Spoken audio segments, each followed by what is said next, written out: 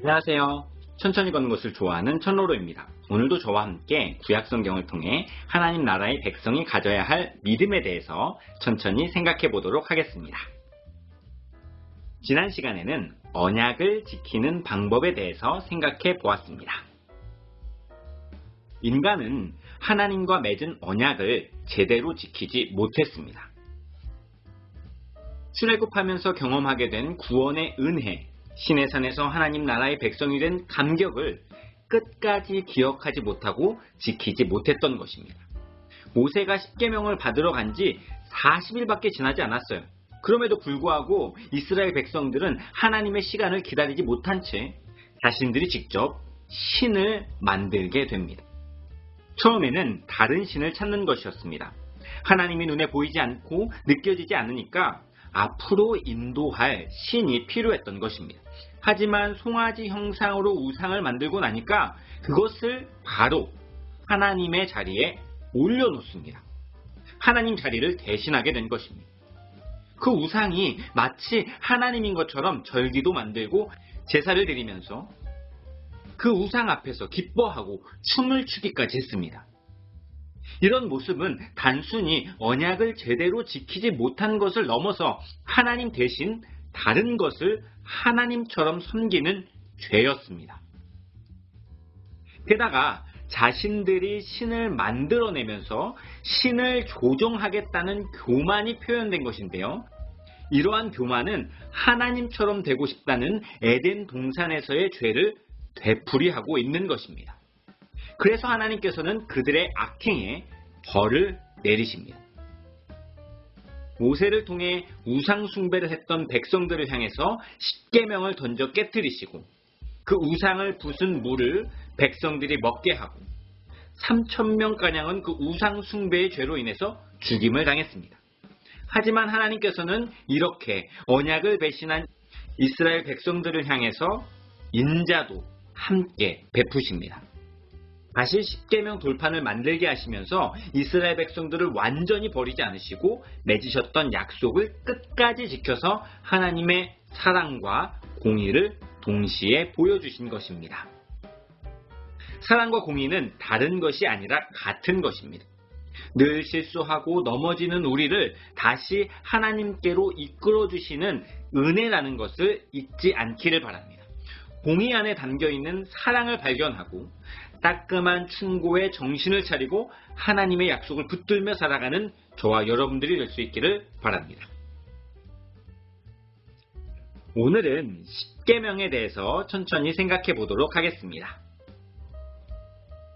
하나님께서 우리에게 십계명을 주신 이유는 무엇일까요? 십계명은 하나님의 은혜로 구원을 받아서 하나님 나라의 백성이 된 사람들에게 주어지는 삶의 기준입니다. 하나님께서 하나님 나라의 백성답게 사는 것이 무엇인지 알려주신 것입니다. 여기서 우리가 기억해야 할 것은 십계명은 구원받은 백성에게만 주어졌다는 것입니다. 다시 말하면 십계명을 지켜서 구원받는 것이 아니라는 거예요.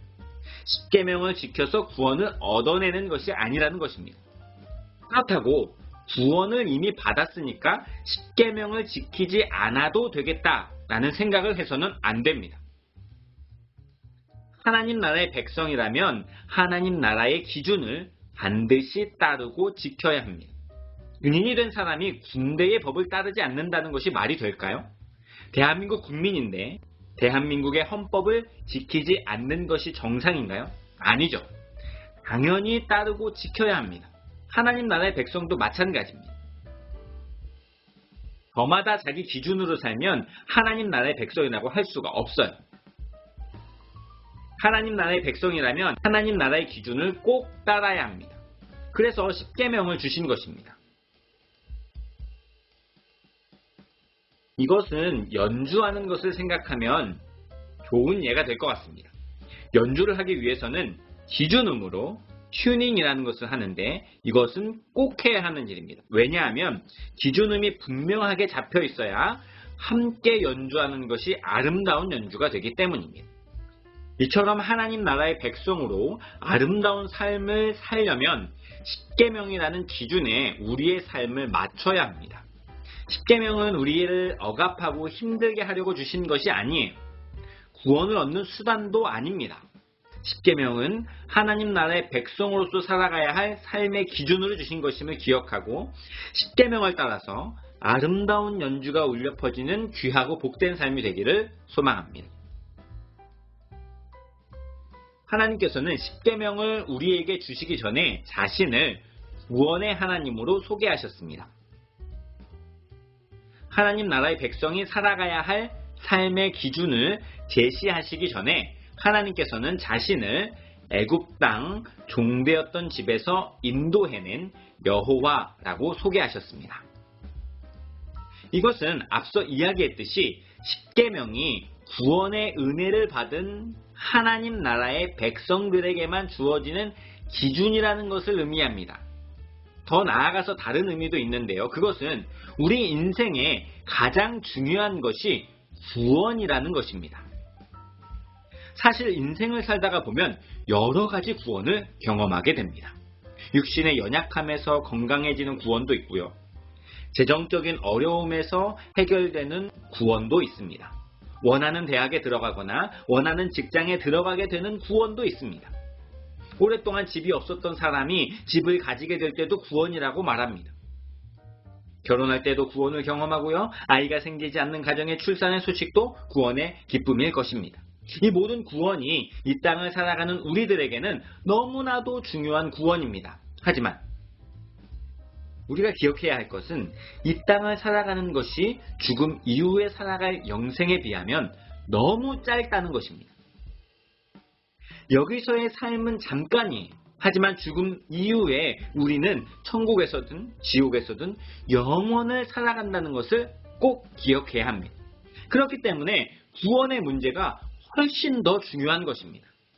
구약에서의 출애굽 사건은 구원의 모형입니다.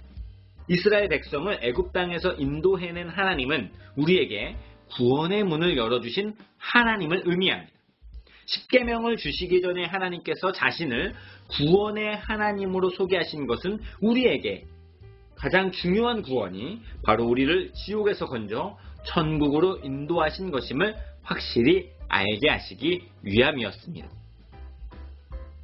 하나님께서는 이렇게 자신을 구원의 하나님으로 소개하신 이후에 첫 번째로 계명을 주시는데 그 계명은 다른 신을 두지 말라는 것입니다.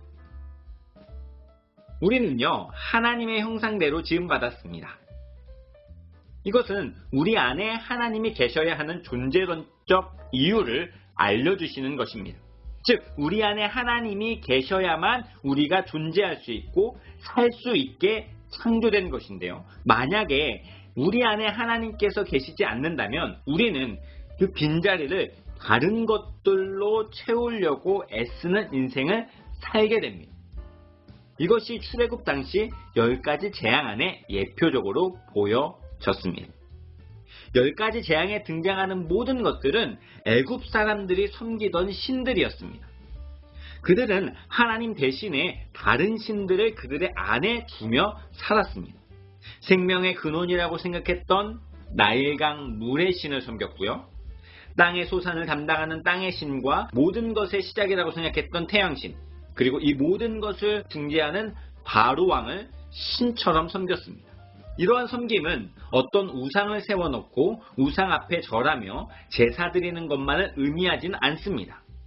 우리의 삶이 무엇을 향하고 무엇을 갈망하고 있는지를 돌아보면 알 수 있습니다. 이런 신들은 모두 이 땅에서 잘 살기 위한 애씀입니다. 햇빛과 물 그리고 땅이 있어야 우리가 살 수 있죠. 그 안에서 다산의 복도 있어야 풍요를 누립니다. 만약에요, 우리가 이런 것들만을 따르며 살아간다면, 그런 것들만을 붙잡고 살아간다면 우리는 다른 신을 우리 안에 두고 살아가는 것입니다. 하지만 이 모든 것을 창조하시고 우리에게 맡겨주신 분이 하나님이시라는 것을 분명히 기억하고 하나님을 향한 감사와 기쁨으로 살아간다면 그것은 마음에 하나님을 모시고 사는 것입니다. 선물이 중요한 것이 아니라 선물을 준 사람이 누군가가 중요한 것이죠. 이 모든 것을 주신 하나님 이외에 다른 것들은 마음에 두지 않는 우리가 되기를 바랍니다. 오늘은 하나님께서 주신 십계명에 대해서 생각해 보았습니다. 십계명은요, 하나님 나라의 백성이 이 땅을 살아가는데 꼭 필요한 기준입니다. 그 기준이 우리에게 멍해가 되지 않고 아름다운 연주로 이어질 수 있도록 우리에게 그 기준을 허락하신 하나님의 뜻을 따르는 인생이 될 수 있기를 바랍니다. 그 하나님의 뜻은요, 항상 우리의 영혼 구원에 있습니다.